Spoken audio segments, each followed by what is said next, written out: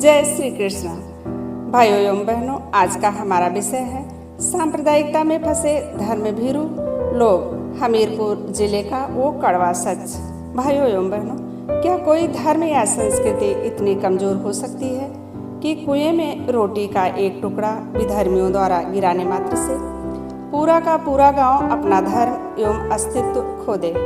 मध्यकालीन भारत के इतिहास में हमीरपुर जिले की एक ऐसी ही मर्मस्पर्शी और विचारणीय घटना का उल्लेख यथार्थ गीता में आता है, जो हमें सोचने पर मजबूर करती है कि आखिर हमारी पराजय का असली कारण क्या था, बाहरी आक्रमणकारी या हमारा अपना अज्ञान। भाइयों एवं बहनों, कुरीतियों से तो पूरा इतिहास भरा पड़ा है। हमीरपुर जिले में 50-60 परिवार कुलीन क्षत्रिय थे। आज वह सब मुसलमान हैं। ना उन पर कोई तोप का हमला हुआ, ना तलवार का। हुआ क्या था? अर्धरात्रि में दो एक मौलवी उस गांव के एकमात्र कुएं के समीप छिप गए कि कर्मकांडी ब्राह्मण सबसे पहले यहाँ स्नान करने आएगा। वहाँ वो आए और उन्हें पकड़ लिया गया। उनका मुंह बंद कर दिया गया। उनके सामने उन्होंने कुएं से पानी निकाला, मुंह लगाकर पिया और बचा हुआ पानी कुएं में डाल दिया। रोटी का एक टुकड़ा भी डाल दिया। पंडित जी देखते रह गए। विवश थे पंडित जी। तत्पश्चात पंडित जी को साथ में लेकर वो विधर्मी चले गए। अपने घर में उन्हें बंद कर दिया। दूसरे दिन उन्होंने हाथ जोड़कर पंडित जी से निवेदन किया तो पंडित जी बिगड़ गए। पंडित जी ने कहा, नहीं, हम तुम्हारे घर भोजन नहीं करेंगे। तुम यौन हो, ब्राह्मण भला कैसे खा सकता है तुम्हारे घर? यौनों ने कहा, महाराज, हमें आप जैसे विचारवान लोगों की बड़ी आवश्यकता है, क्षमा करें। पंडित जी को छोड़ दिया गया। पंडित जी अपने गांव आए। देखा लोग कुएं का प्रयोग पूर्ववत जैसे कर रहे थे वैसे कर रहे हैं। वह अनशन करने लगे। लोगों ने कारण पूछा तो पंडित जी बोले, यमन इस कुएं की जगत पर चढ़ गए थे। मेरे सामने उन्होंने कुएं को जूठा किया, इसमें रोटी का टुकड़ा भी डाल दिया। गांव के लोग स्तब्ध रह गए। पूछा, अब क्या होगा? पंडित जी ने बताया, अब क्या, धर्म तो नष्ट हो गया। उस समय लोग शिक्षित नहीं थे। स्त्रियों और शूद्रों को पढ़ने का अधिकार न जाने कब से छीन लिया गया था। वैश्य धनोपार्जन ही अपना धर्म मान बैठे थे। क्षत्रिय चारणों के प्रशस्ति गायन में ही खोए हुए थे। अन्नदाता की तलवार चमकी तो बिजली कौंधने लगी। दिल्ली का तख्त डगमगाने लगा। सम्मान वैसे प्राप्त है तो पढ़ने की क्या आवश्यकता? धर्म से उन्हें क्या लेना देना? धर्म केवल ब्राह्मणों की वस्तु बनकर रह गई। वही धर्मसूत्रों के रचयिता, वही धर्मसूत्रों के व्याख्याकार और झूठ मूठ सच के निर्णायक। जबकि प्राचीन काल में, वैदिक काल में शूद्रों, वैश्यों, क्षत्रियों, ब्राह्मणों सबको वेद पढ़ने का अधिकार था। प्रत्येक वर्ग के ऋषियों ने वैदिक मंत्रों की रचना की है, शास्त्रार्थ निर्णय में भाग लिया है।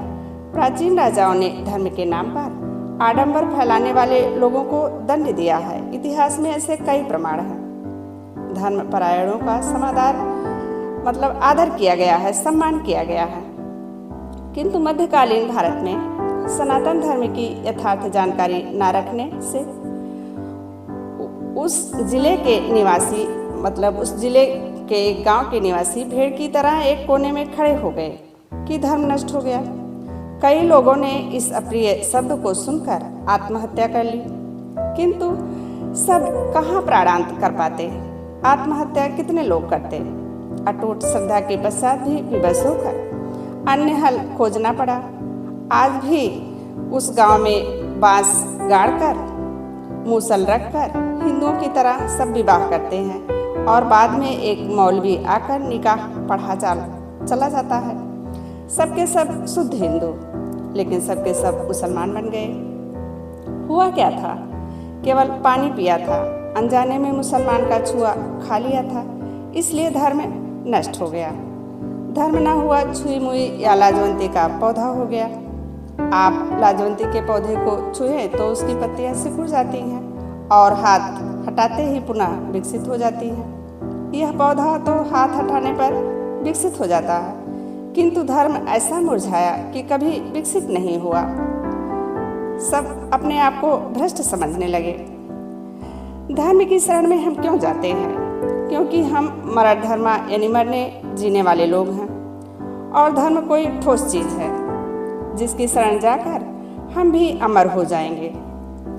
हम तो मारने से मरेंगे, और यह धर्म केवल छूने और खाने से मर जाएगा, तो हमारी रक्षा भला कैसे होगी?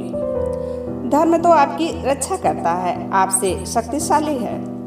आप तलवार से मरेंगे और धर्म छूने से नष्ट हो जाएगा। कैसा है आपका धर्म?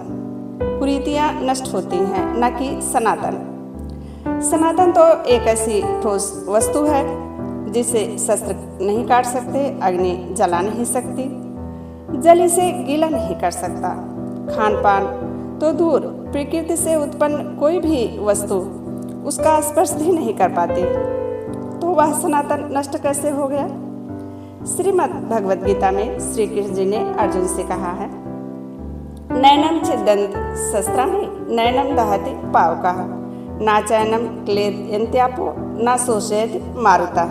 अर्जुन, इस आत्मा को शस्त्रादि नहीं काटते, अग्नि इसे जला नहीं सकती, जल इसे गीला नहीं कर सकता, और वायु इसे सुखा नहीं सकती।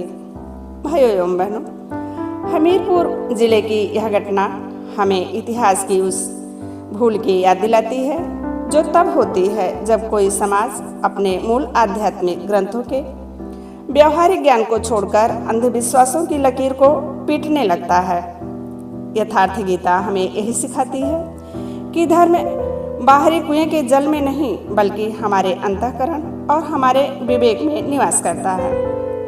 यदि उस समय समाज ने श्रीमद् भगवद गीता के समत्वम योगम उच्यते यानी समानता और सद्भाव के सिद्धांत को समझा होता, तो एक रोटी का टुकड़ा पूरे गांव को भ्रष्ट नहीं कर पाता।